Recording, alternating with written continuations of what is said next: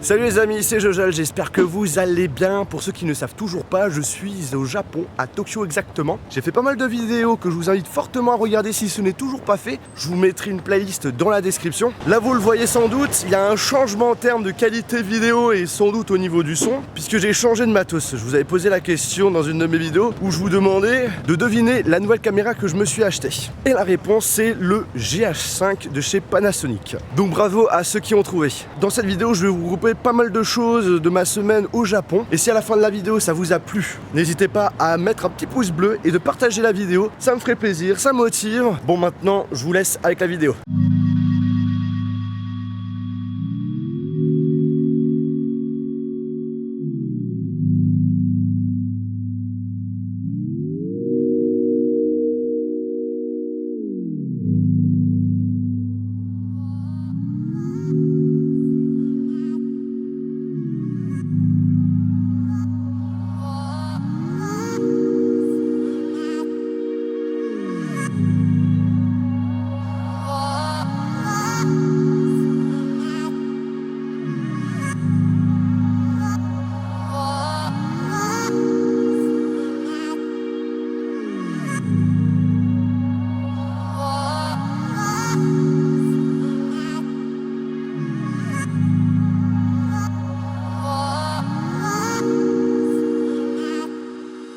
Dans un magasin de jouets, on va voir ce qu'il y a de bon. On a des petits robots. Là j'ai un tout petit robot en forme de crabe. Quand on l'allume il bouge les pattes et se trimballe à droite à gauche. C'est trop con. On a des petits chats, qu'on appuie dessus ça fait de la musique. Alors là il y a une liste de petites boîtes qui permet de récupérer en gros des pièces. On en voit de plus en plus, notamment dans les restaurants chinois. En gros vous mettez une petite pièce et il y a un petit personnage qui va tout simplement la prendre pour la mettre à l'intérieur. C'est assez marrant. Ça fait office de tirelire. Tu peux aussi acheter des petits robots qui viennent te servir ta petite bière. Bon, on va un petit peu tester la petite bête. Alors, là je peux avancer, reculer, aller à droite, aller à gauche. Et c'est super réactif. Aïe aïe aïe. Alors ce qu'il faut savoir c'est qu'il y a plusieurs modes différents et il y en a un qui est pas mal, ça s'appelle chemin. On fait tout simplement le chemin qu'on veut que le robot fasse et il va le faire automatiquement. C'est trop marrant. Je pensais que c'était fini les Tamagotchi. Bon en tout cas pas ici. Bon c'est bon les amis, je pense que j'ai trouvé mon jouet. Ouais.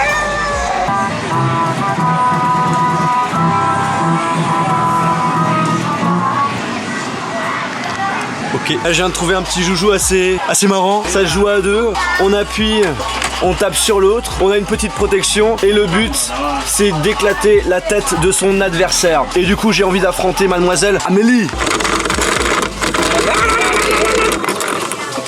C'est quoi ce truc? En gros tu contrôles un personnage avec des pattes et il y a un petit ballon. Et du coup le but c'est de prendre le petit ballon et de mettre un petit but. Là on marche pour un Apple Store. C'est le Ginza qui est bien beau avec le beau logo de la pomme. On va aller visiter tout ça. Alors bien entendu on a le coin iPad, le coin Apple Watch, un coin iMac, un coin MacBook Air. Et en fait je pense que la spécificité de cet Apple Store c'est qu'on a un ascenseur. Je sais pas si t'as déjà pris un ascenseur Amélie dans un Apple Store. Étant donné que je vais jamais dans les Apple Store, non. Merci Amélie. Non sérieusement c'est la première fois que je vois un ascenseur. Et on a à première vue 4 étages. Alors en fait il y a des escaliers du coup tout à droite, mais c'est un petit peu bizarre parce que les escaliers sont extrêmement moches. Deuxième étage avec bien entendu l'ascenseur, coin accessoires, les protections pour les iPads, tout ce qui est son, écouteurs, casque, haut-parleur. Alors le troisième étage c'est prévu pour... Ah ouais, chaud. Le troisième étage, c'est tout simplement une sorte de salle de cinéma. C'est comme l'Apple Store que j'avais vu à New York.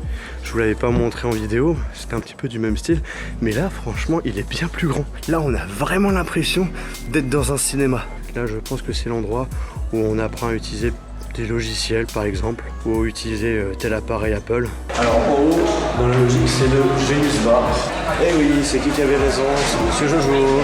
Et maintenant ce que je vous propose c'est qu'on descende avec l'ascenseur. Donc du coup on appuie sur le petit bouton, hop là. Tout autour c'est des vitres en fait. Donc du coup on voit à travers. Là on a le logo de la pomme. C'est tactile. sais pas si c'est Ça tactile. descend tout seul en fait. Ah, ça descend tout seul. Donc du coup, ça monte tout en haut et après, ça s'arrête à chaque étage.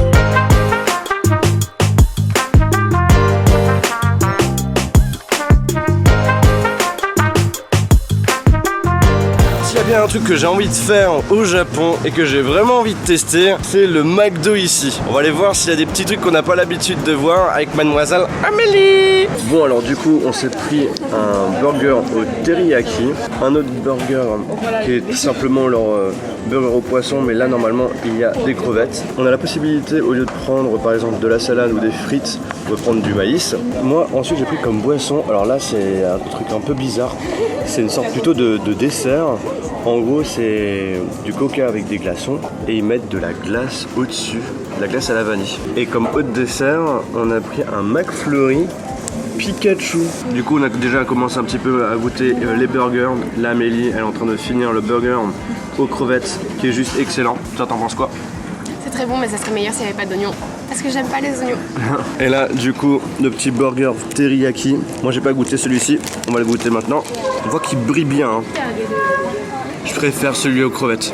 Le mien que j'avais décidé de prendre, il est largement meilleur. Mais la viande, elle est bizarre, je trouve. Au niveau de la viande, c'est vrai que c'est un petit peu bizarre. J'ai goûté aussi le maïs, ben voilà, c'est du maïs. Et les frites du McDo, c'est pareil que chez nous. Bon, maintenant, je vous propose qu'on goûte à cette boisson un peu particulière. C'est quand même bizarre de se dire qu'en dessous de la glace, il y a du coca.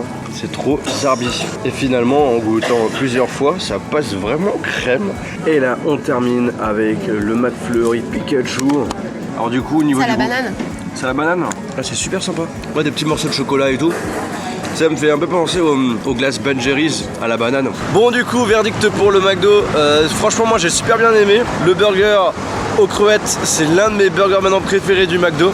La glace au soda est un peu particulière, mais ça reste bon. Et pour ceux qui se posent la question si c'est cher le McDo ici, franchement, non. Tout ce qu'on a acheté, on en a eu pour environ 11,80 €. Donc ce qui est plutôt correct. Alors là les amis, je pensais jamais mettre ça sur ma chaîne YouTube, mais c'est pour la bonne cause. C'est une expérience assez fun, assez marrante, certes pas très glamour, mais c'est pas grave. Je vous propose de tester les toilettes au Japon. Alors ça c'était le délire que je voulais absolument faire, parce que s'il y a bien un truc que j'ai envie de tester au Japon, c'est bien ça. Et je pense que je ne suis pas le seul. Parce qu'en effet, la spécificité de ces toilettes par rapport aux autres toilettes du monde entier, c'est que ces toilettes sont remplies de technologie. Genre là par exemple vous avez plein de petits boutons pour contrôler quelques options assez cool. Là par exemple vous le voyez, il y a un capteur qui permet de détecter lorsque vous êtes assis sur la cuvette. La cuvette qui est, excusez-moi, chauffante. Donc ça veut dire que quand vous allez vous asseoir, eh bien c'est chaud. Ne vous inquiétez pas, les toilettes sont totalement propres. Elles viennent tout juste d'être lavées. Vous ne permettrez pas de mettre les mains comme ça. Et on est à l'hôtel, donc du coup on n'est pas dans des toilettes publiques. Alors il y a différentes versions de toilettes au Japon. Mais là on a les options de base. Les boutons peuvent être à la fois sur le mur ou soit à côté de la cuvette. Donc là on a un bouton shower.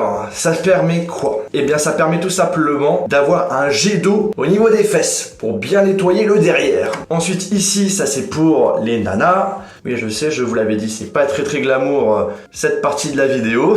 Là c'est pour contrôler la puissance du spray, soit vous voulez en avoir un peu plus ou là vous voulez un petit peu en avoir moins. Nozzle cleaning, ça je ne sais pas qu'est-ce que ça veut dire. Et seat temp, c'est pour la température du siège. Alors ça ce qu'il faut savoir c'est que ce sont vraiment les boutons on va dire de base au niveau des toilettes ici. Mais il existe également d'autres fonctionnalités qu'on retrouve dans d'autres toilettes. J'en ai vu d'ailleurs par exemple dans des centres commerciaux. Parce que oui, ce genre de toilette, ça existe dans les lieux publics. Normalement, il y a plus de 90% de la population qui ont ce genre de toilette au Japon. Et justement, dans un des centres commerciaux, il y avait une option musique.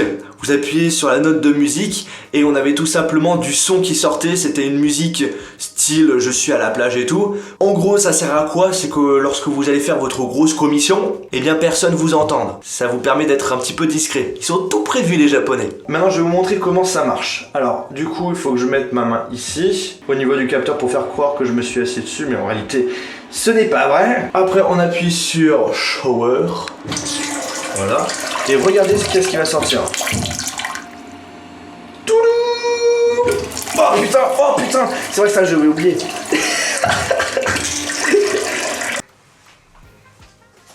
On va rien dire. Bon, maintenant, on va un peu tester en live, hein. Oh franchement c'est trop bien, ça marche super bien. Bon sérieusement les amis, je vais pas commencer à me filmer en train de tester ce genre d'appareil. Mais je l'ai testé pendant une semaine et je peux vous le dire que c'est plutôt efficace. Et maintenant la question que je suis en train de me poser c'est comment on fait pour acheter ce genre de choses en Europe, parce que je veux vraiment avoir ce type de toilette chez moi.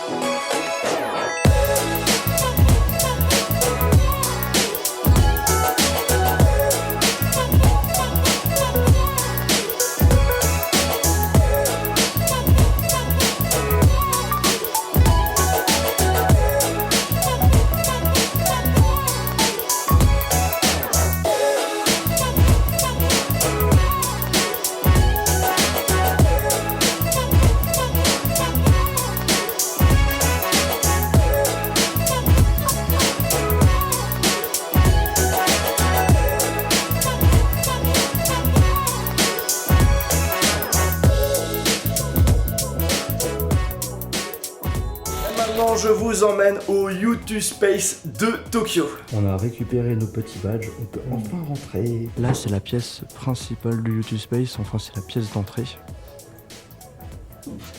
Bonjour Amélie. Ce qui est cool, contrairement aux autres YouTube Space, c'est que j'ai la possibilité de filmer. Donc là, on est dans un des premiers studios avec une jolie déco. Vous avez des lampes et tout en haut. Donc là, c'est un des premiers endroits où on a la possibilité de faire quelques vidéos assez sympathiques avec une déco plutôt cool. Donc là, on a une autre pièce qui est tout simplement une fausse salle de classe d'école japonaise. C'est marrant ça. Ah, c'est la première fois que je vois ça dans un YouTube Space. Donc là, on a plein de types de trépieds. On a même un système de travelling et tout. C'est plutôt cool. Et ça, c'est pour donc gérer la lumière de chaque pièce en fait. Donc là, encore un autre studio avec là, cette fois-ci, vous pouvez avoir des fonds blancs, des fonds verts. Et regardez-moi la quantité de trépieds pour tout ce qui est lumière notamment. En haut aussi on a pas mal de lumière. Ça c'est un gros boîtier qui permet notamment de contrôler tout ce qui est son. Regardez-moi ce joli trépied, je veux le même chez moi. Regardez-moi la vue qu'ils ont de Tokyo, c'est juste abusé.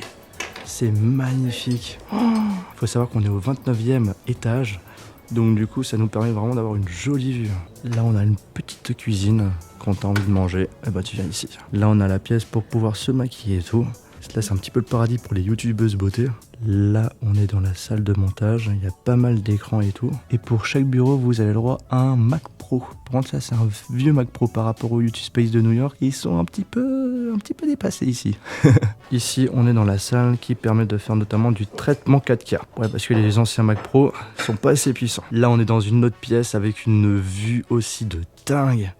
Regardez-moi la taille des bâtiments, c'est énorme. Là, on rentre dans un autre studio qui est plutôt du style une chambre, une jolie chambre. On a les lumières au-dessus et en fait, tout autour, on a de la mousse pour avoir de la bonne isolation. Là encore, ça fait partie de la pièce d'entrée. C'est assez grand. C'est justement là qu'ils font un peu les fêtes. Et regardez-moi ces lampes comme elles sont magnifiques. Franchement, je veux la même chose chez moi. Et là, on rentre dans le paradis tech. Regardez-moi cette quantité de caméras. On a même un aspirateur Dyson. La quantité de trépieds aussi. Et ça, c'est pas des trépieds de merde. Après, on a plein de câbles et tout. Bien entendu, tout est bien rangé. Avec ça, vous êtes sûr de pouvoir faire plein de plans sympas. C'est du lourd. Bon, du coup, on vient de sortir du YouTube Space avec mademoiselle Amélie. YouTube Space fort sympathique. Assez petit quand même par rapport... Mais ils ont une vue de malade là-haut. Oui, par contre, par rapport à tous les autres YouTube Space, c'est le seul YouTube Space où on a une vue de ouf. Pour faire des photos, franchement, c'est juste génial. Ouais, je disais du coup que c'est quand même un petit YouTube Space, mais avec des pièces assez cool tout de même. Puis il y a plus de pièces que celui de Paris, mine de rien. Ouais, celui de Paris aussi, il est petit. Donc on va dire que c'est un petit peu kiff-kiff quand même. Par contre, mon préféré encore, c'est celui de New York, qui était vraiment hyper cool. Maintenant, la prochaine fois, il faut faire celui de Berlin, celui de Londres. Et on a aussi un à Dubaï et un à Rio de Janeiro. On en a encore au moins 4 à faire.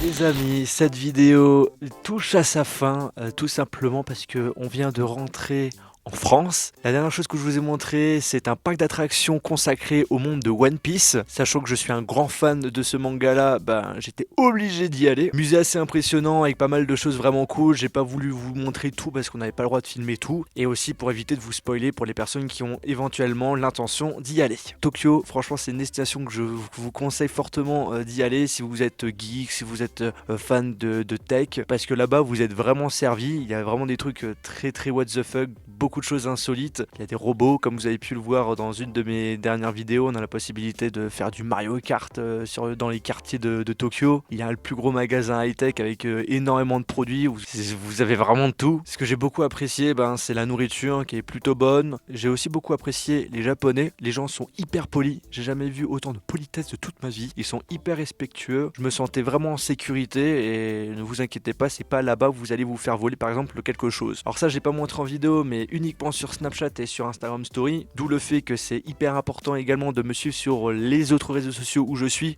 pour avoir du contenu supplémentaire et en général intéressant. Il y a un moment où on est parti à Disney Sea, c'est tout simplement le plus beau parc de Disney au monde. C'est pas moi qui le dis, c'est des blogs, des sites internet spécialisés. Le parc il est juste oufissime. Si vous êtes à Tokyo, faites-le absolument. Et justement, en parlant de Disney, s'il y a bien un truc que j'ai trouvé ouf, c'est encore une fois le comportement des Japonais. Tout simplement parce qu'ils sont complètement à fond dedans. On pense qu'ils sont coincés, mais ils sont largement moins coincés que nous. Genre dans les parcs d'attractions, ils sont complètement à fond dedans. Tout le monde sourit, tout le monde fait des coucous. Alors qu'en France, ou même dans d'autres pays, voilà, chacun pense un petit peu à soi. Alors que là, on voit qu'il y a quand même une sorte d'esprit de groupe qui est assez impressionnant. Par contre, le seul truc un petit peu négatif en quelque sorte, mais ce qui fait quand même le charme du Japon, c'est le fait que c'est hyper strict. Genre par exemple, vous partez avec votre copine, c'est un peu mal vu si vous commencez à l'embrasser, si vous commencez à lui faire des câlins, ou encore un truc tout con, mais si vous voulez vous moucher parce que vous êtes enrhumé, c'est complètement mal vu. Donc avant d'aller au Japon, si vous avez l'intention d'y aller, je vous invite à vous renseigner sur internet sur tout ce qu'il faut savoir. Et bien écoutez les amis, j'espère vraiment que cette vidéo vous a plu. Si c'est le cas, je vous invite à lâcher un gros pouce bleu. Et pour ceux qui se posent la question pourquoi j'ai un micro en main, tout simplement parce que c'est un nouveau joujou. C'est un micro sans fil et j'ai voulu justement le tester en fin de vidéo. N'hésitez pas à me dire en commentaire ce que vous en avez pensé de cette vidéo. Et n'hésitez pas aussi, si vous le souhaitez, de partager cette vidéo à vos amis. Sur ce, on se retrouve dans une prochaine vidéo. Salut!